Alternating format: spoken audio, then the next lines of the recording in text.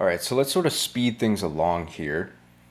The next sort of investment is the grade investment. So we can see here that Bob and Cindy both have a grading model, and one of them got a B, the other one got an A, and we know how to convert the grades to an actual percentage. Again, you probably, in real life, somebody probably went out to different departments and did some research to figure out what these grades actually correspond to in percentage terms. So let's go ahead and create that sort of investment in our Java class. And we'll call it grade investment.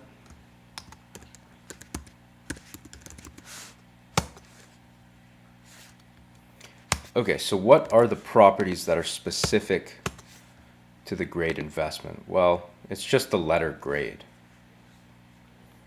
And so we'll say private string grade. And we also need it to extend the actual investment class. Extends investment. And so when we come down to the constructor, it'll have all of the fields. So again, it has a name that we're invested in. So for this grade investment, we'll say Bob.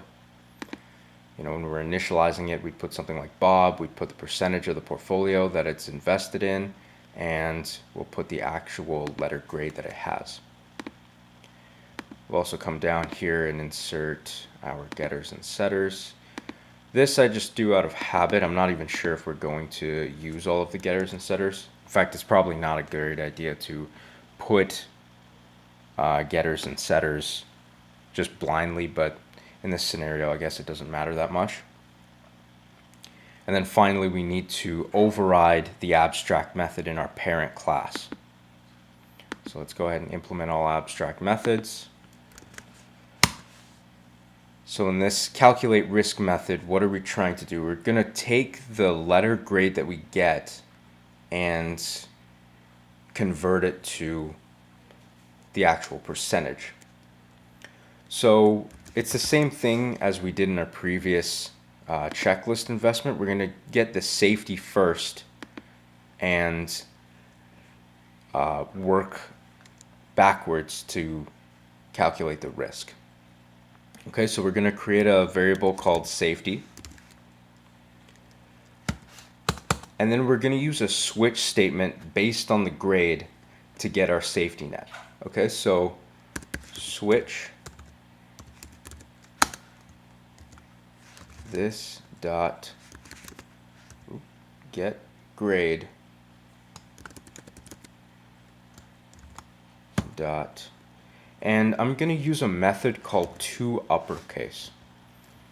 And this will just come in handy a little bit later when we're inputting our actual grades, because sometimes somebody might put a lowercase a, other times they might put an uppercase a.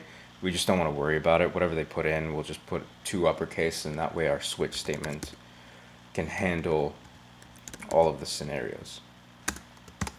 So the first scenario is if they get an A, which that means this investment is 100% safe. We're going to put it like that, and then we're going to break out of the switch statement. And then if it's a B, safety is going to be, I believe, 75%. We'll just copy the code here and change it with 75. Case, lowercase c, your safety of the investment is only equal to 50%. Case D, your safety is only equal to 25%. And if they receive an F, then your safety is only equal to, well, it's equal to nothing at all. It's 100% risky or 0% safe. Okay, so we got to add these break statements.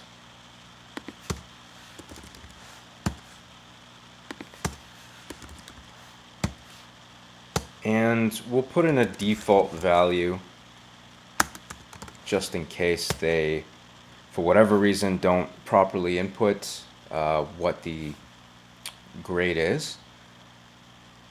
So we'll just put it as safety equals 0. Okay, so now we've come out of the switch statement and we've calculated a safety percentage. And like we did before, we want to take the double risk and we want to get the inverse percentage of that. So if it's 100% safe, then it's 0% risky. That's what we're saying. And then we're going to return the risk. Risk, not Rick. Okay, so we have the same thing in this previous checklist investment. We've calculated the risk, which was a lot easier. We just kind of took the raw score divided by the max score, and then from the safety we got the risk and we returned the risk.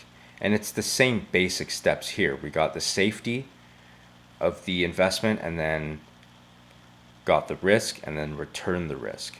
The only thing that really changed was how we got the safety in the first place, which is the whole point of this calculate risk method, right? Because everything else is pretty similar.